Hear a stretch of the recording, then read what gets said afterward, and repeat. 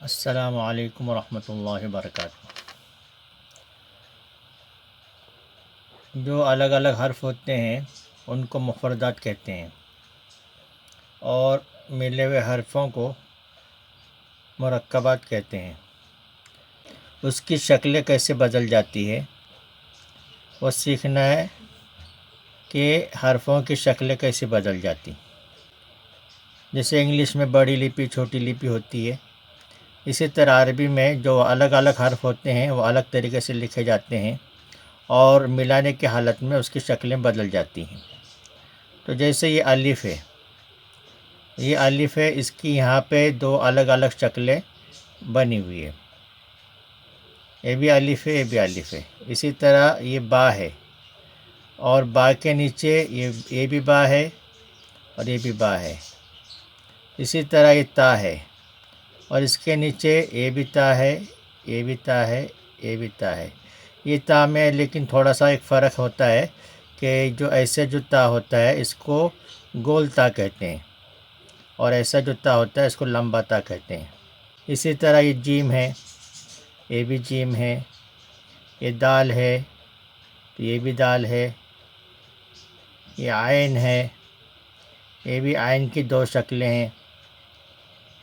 اور اسی طرح یہ فا ہے، فا کی بھی دو شکلیں ہیں۔ اسی طرح یہ کاف ہے، یہ کاف ہے، کاف کی دو الگ الگ شکلیں بنی ہوئی ہے۔ اسی طرح لام ہے، لام کی بھی دو شکلیں الگ الگ بنی ہوئی ہے۔ یہ میم ہے، میم کی بھی دو الگ الگ شکلیں بنی ہوئی ہے۔ اسی طرح نون ہے، نون کی بھی دو شکلیں الگ الگ بنی ہوئی ہے۔ یہ ہا ہے، یہ دونوں یہ ہا کی تین شکلیں الگ الگ بنی ہوئی ہے۔ اور یہ حمزہ ہے، حمزہ کی بھی دو شکلیں الگ الگ بنی ہوئی ہے۔ یہ یا ہے، یا کی بھی دو شکلیں بنی ہوئی ہے۔ تو یہ جو شکلیں ہیں ان کو یاد رکھنا بہت ضروری ہے۔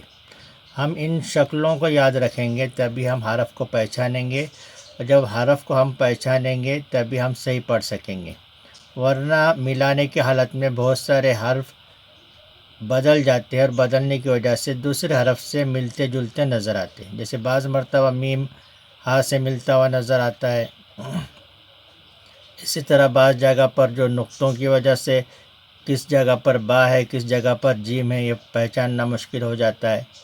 یہاں جو ہم کو یہ سمجھنا ہے کہ ہر حرف کی شکل کیسی ہوتی ہے۔ الف کی دو شکلیں، با کی دو شکلیں، تا کی تین شکل، اور جیم کی ایک شکل ہے، دال کی ایک شکل ہے، عین کی دو شکلیں ہیں، فا کی دو شکلیں ہیں، کاف کی دو شکلیں ہیں، لام کی دو شکلیں ہیں، میم کی دو شکلیں ہیں، نون کی دو شکلیں ہیں، ہا کی تین شکلیں ہیں، اور حمزہ کی دو شکلیں ہیں، اور یا کی دو شکلیں ہیں۔ تو ہم اس کو اگر سمجھیں گے تو انشاءاللہ ہم کو آگے کے جو سبق ہے وہ آسانی سے سمجھ میں آ جائیں گے۔